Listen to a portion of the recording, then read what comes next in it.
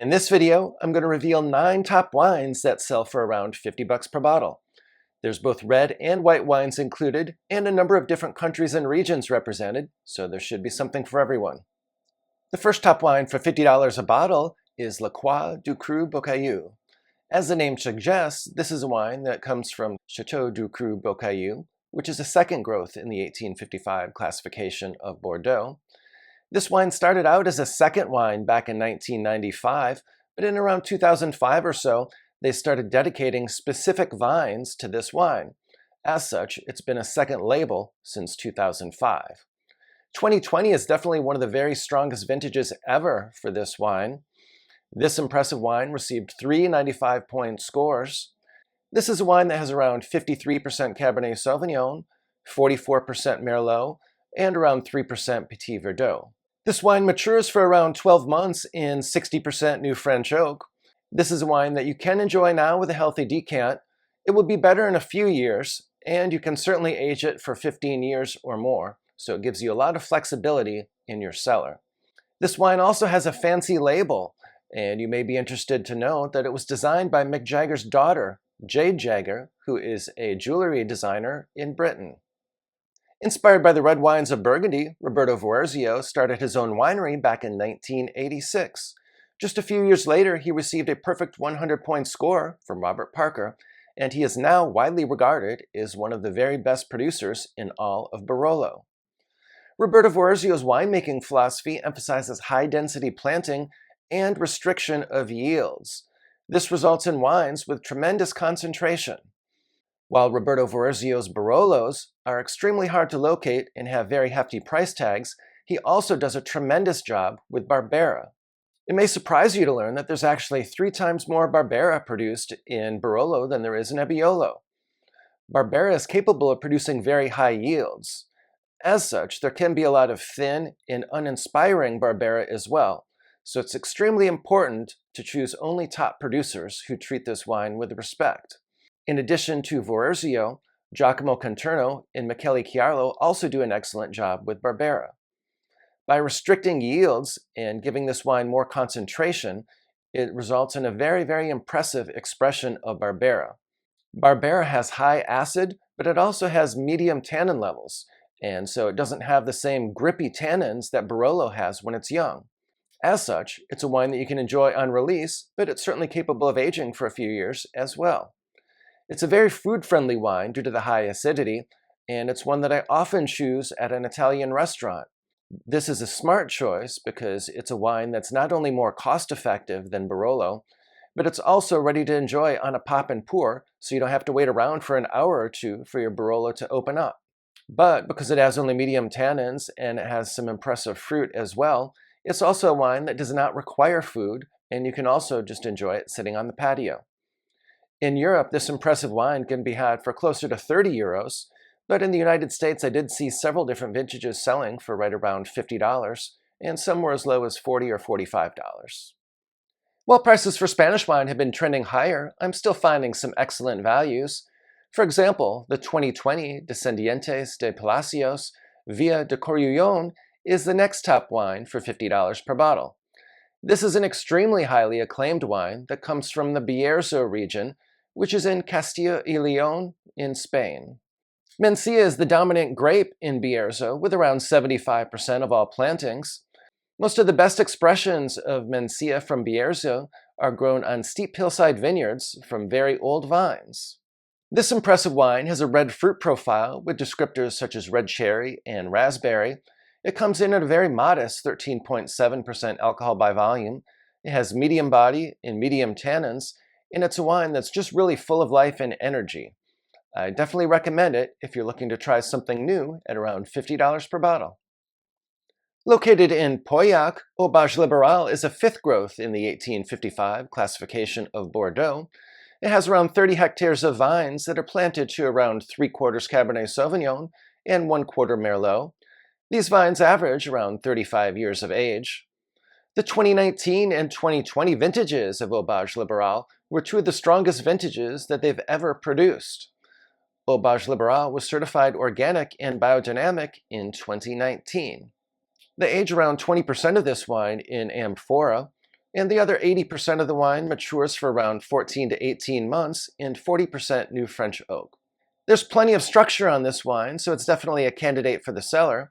You'll be rewarded if you can hold off drinking it for at least 6 to 10 years, and you certainly don't have to rush, as it should last up to 25 or 30 years or more with no difficulty whatsoever. Liquid Farm is a small producer in Santa Barbara County, California that began in 2009. The name Liquid Farm reflects the strong belief that all great wines begin in the vineyard. I had the opportunity to meet with owner Jeff Nelson a few years ago. I went there primarily to taste some of the Chardonnays, which I enjoyed, but I came away very impressed with the Pinot Noir as well. 2021 was an extremely strong vintage for Santa Barbara County, and so my next top wine for $50 per bottle is the 2021 Liquid Farm Santa Barbara County Pinot Noir. While this is an appellation wine, it compares very favorably to some of the highest-end Pinot Noir that comes from Santa Barbara County. This wine received an extremely impressive 96-point score from Wine Advocate. This Liquid Farm Pinot Noir is really an excellent value at this $50 price point. If you're interested in wine recommendations, wine collecting strategies, and learning more about wine, please do subscribe to my channel. I've been collecting wine for more than 15 years and also have a level 4 diploma from the WSET. So I have both formal certification as well as substantial practical knowledge from the School of Hard Knocks. Vasse Felix was established back in 1967 and is one of the leading estates in Margaret River, Australia. Vasse Felix is particularly well known as a producer of high-quality Chardonnay. For example, Vasse Felix produces a Heytesbury Chardonnay that's particularly well received by critics, but that wine sells for around $90 per bottle. Fortunately, however, they also have a Margaret River, Australia appellation Chardonnay that receives tremendous critical acclaim in its own right, and which sells for about half that price. This is a wine that comes in at around 13% alcohol by volume. It's a powerful Chardonnay, but also one that has some elegance and some complexity. It spends around 8 to 10 months maturing in a mix of new and used French oak, and then another 6 months maturing in tank before it's released. The fruit for this wine comes from a selection of Vasse Felix's premier vineyard plots. This is a wine that you can enjoy immediately over the next 5 years if you enjoy a little bit more freshness in your Chardonnay, but if you prefer complexity, you can certainly age it for up to 10 years as well. Willamette Valley, Oregon is a terrific region for the production of world-class Pinot Noir. It remains an underrated region, not only worldwide, but even in the United States. Domaine Drouhin is a French Burgundy producer that was among the first to recognize the potential of Willamette Valley. Since that time, many French producers have followed suit, and even a number of California producers are starting to try to produce Pinot Noir in Willamette Valley. 2020 was a very challenging vintage in Willamette Valley, with lots of producers not even bottling a Pinot Noir due to smoke taint or fire damage. Fortunately, however, 2021 was an extremely strong vintage, and so the next top wine for $50 a bottle is the 2021 Domaine Drouhin Willamette Valley Pinot Noir. This wine has received favorable scores from numerous critics. Descriptors for this wine include black cherry, strawberry, raspberry, rose petal, forest floor, and mixed spice. This is a wine that will definitely improve with another year or two of additional bottle age, and you should be able to enjoy it for up to a decade. I first discovered a producer named Amichi from Napa Valley when I was at Premier Napa Valley last year. I tasted through a number of the Amichi wines and was impressed with the entire lineup. Amichi is located just outside Calistoga in the Palisades foothills. Amichi has a number of high-quality fruit sources from all over Napa Valley, and they make a number of extremely impressive single vineyard wines. Fortunately, however, they also make a Napa Valley Cabernet Sauvignon that delivers exceptional quality at only around $45 per bottle.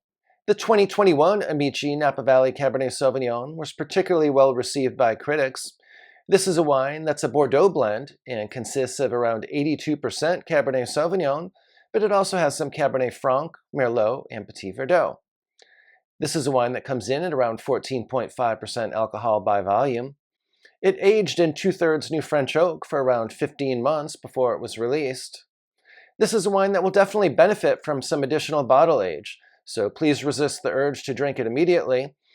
I would probably give it at least another 2 or 3 years, and you should be able to enjoy it for up to 10 to 15 years.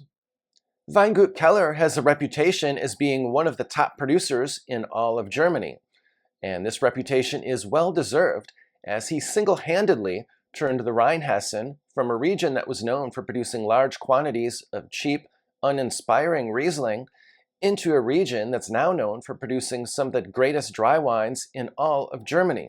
To give you some idea of just how impressive this accomplishment is, imagine if someone would go to California's Central Valley, which is where they produce 2-buck chuck and large quantities of inexpensive bulk wine in California, and somehow produce one of the greatest wines in all of California from that terroir.